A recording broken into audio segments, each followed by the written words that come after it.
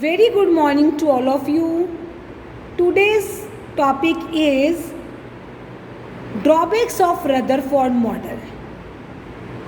Before starting our today's topic, first of all, I want to explain you what is Rutherford model, which you have already discussed in previous lecture. According to Rutherford model, first he took radioactive substance in lead box. First question arises, why he took radioactive substance in lead box? Because it absorbs alpha radiations which is released by radioactive substance from these sides. So radiation released here from only this side. With the help of slit, we convert these radiation in single plane. And when these radiations strike on gold foil, we find three results. What are these three results? First, 90 to 95 radiations pass without deflection. A very few radiations deflected by a small angle. And very few radiations deflected back. Now, here two question arises. Why Rutherford used gold foil for experiment? Because of its highly malleable nature, so it can be converted into thin sheets. Why he covered the gold foil with zinc sulfide screen? Because alpha radiation never visible by naked eyes, but when they strike after deflection, after results with zinc sulfide screen, they show fluorescent color. That's why they become visible. Now, why these three results are occurred here? According to Rutherford, atom consists of two parts. One is nuclear part and rest is extra nuclear part. This nuclear part carry positive charge and extra nuclear part where electrons are present. So, these alpha radiations also carry positive charge. I hope all of you know or all of you have studied in 10th class that same charge show repulsion and opposite charge show attraction. So when these alpha particles pass through extra nuclear part, they easily pass because here electrons are present and positive and negative charge show attraction, so they pass without any deflection. Or this part is large, so maximum radiation passed without showing any deflection. But when they pass near the nucleus, they show small deflection because here these alpha radiation and nucleus due to small charge show repulsion.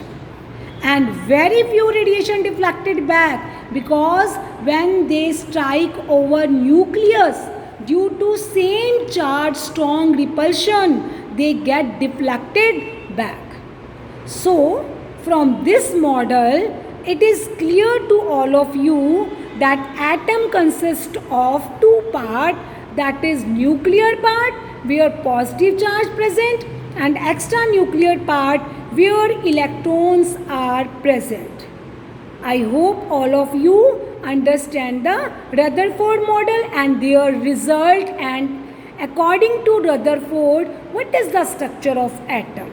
Now, what are the limitations of Rutherford model? Why it get failed?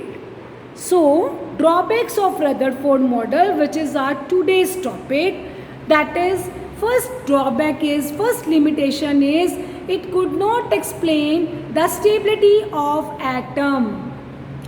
What do you mean by stability? Means atom is not stable because Rutherford compared atom with our solar system. As I hope all of you know that in our solar system, sun is present in the center and other planets revolve around the sun. in fixed path. In the same manner, in atom, nucleus is present in the center and electron-like planet revolve around the nucleus. But our model of atom is different from solar system because in solar system, Earth and planets are, sun and planets are not charged particles. But in atom, electron and nucleus are charged particles. Second main difference is, in an orbit, electron move with constant speed. But as the direction change, the velocity also get changed due to acceleration. According to Maxwell, when charged particle accelerated, it must emit energy in the form of electromagnetic radiation. So, electron is a charged particle. When it revolves around the nucleus, it must emit energy in the form of radiation, and its path become smaller and it bring closer to nucleus, and it should finally fall in the nucleus. This is according to Maxwell concept. When charged particle get accelerated and each revolution must show release of energy in the form of radiation, and it should fall in the nucleus. But this concept was not explained by Rutherford. So, according to Rutherford, atom is unstable. It could not explain why electron does not fall in nucleus. Next is, it could not explain electronic structure of atom. As shown in diagram, this is nucleus and this is extranuclear part where electrons are present. It could not explain the orbits in which electrons are present as given by Bohr's model. So it could not explain electronic structure of atom.